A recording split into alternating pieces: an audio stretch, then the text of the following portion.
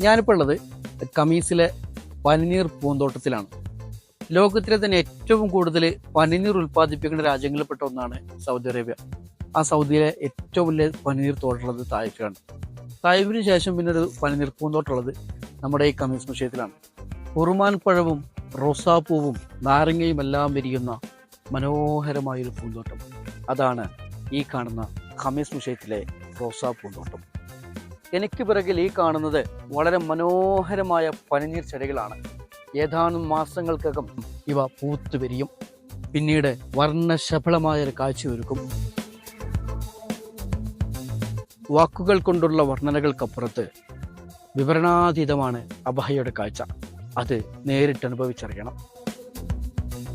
ഒരു കവിക്കും ഒരു എഴുത്തുകാരനും വർണ്ണനകൾക്കതീതമാണ് അബഹയുടെ പ്രകൃതി സൗന്ദര്യം. എത്ര വർണ്ണിച്ചാലും എത്ര എഴുതിയാലും എത്ര പറഞ്ഞാലും തീരാത്ത മനോഹരമായ പ്രകൃതി രമണീയമായൊരു നാട്. മാമലകളും താഴ്വരകളും മലനിരകളും അരുവികളും ചെറുതോടുകളും നിറഞ്ഞ വളരെ മനോഹരമായൊരു നാട്.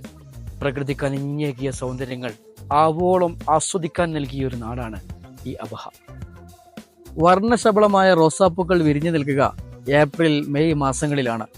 ഏതാനും മാസങ്ങൾക്ക് കൂടി കാത്തു നിൽക്കണം ഇത്തരം മനോഹരമായൊരു കാഴ്ചയ്ക്ക്. ഈ കാണുന്ന ഹെക്ടർ കണക്കിന് പ്രവിശാലമായ റോസാപ്പൂത്തോട്ടം റോസാപ്പൂക്കളാൽ നിറഞ്ഞു കവിയും. മനോഹരമായ പനിനീരിന്റെ ഗന്ധം ഈ പ്രദേശമാകെ പടർന്നു പന്തലിക്കും. ദൂരെ എങ്ങോ നല്ല മഴ പെയ്യുന്നുണ്ട്. ഇങ്ങ് തണുത്ത കാറ്റ് കുളിരണിയിപ്പിക്കുന്നുണ്ട്. ഒപ്പം പനിനീരിന്റെ സുഗന്ധവും.